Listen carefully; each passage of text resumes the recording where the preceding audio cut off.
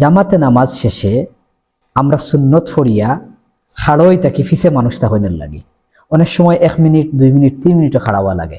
এই সময়টা আমরা উবাইয়া পার করিলাই বেকার।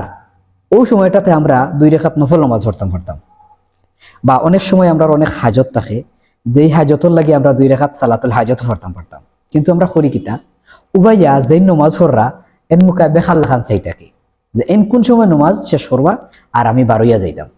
এই টাইমটা আমরা তো হাজো লাগাইতাম পারতাম।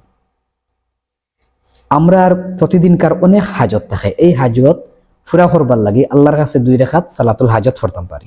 অথবা অনেক গুনাহ করি আমরা, এই গুনার কারণে আল্লাহর কাছে মাফি চাইয়া 2 রাকাত নামাজ পড়তাম পারি। এই যে 2 থেকে 3 মিনিট সময় বা 1.5 থেকে 2 মিনিট সময়, এই সময়টা আমরা নামাজও কাটাইতাম পারি। আর যদি নামাজ পড়তে খুব একটা মন না চায় তাহলে আমরা তসবিটা তো শেষ করতাম পারি। ও টাইমে ফরজ ফরিয়া আমরা তসবি না ফরিয়া সুন্নত ফরি, আর সুন্নত ফরিয়া খার আগে খেয়ে বারোইতাম ও প্রতিযোগিতাত লাগি যাই। এই প্রতিযোগিতা না করিয়া মানুষ পিছে থাকলে 2 রাকাত নফল নামাজ পড়া, সালাতুল হাজত পড়া, আর যদি মনে চায় না নামাজ পড়তে তাইলে তসবি গুনতা পড়া।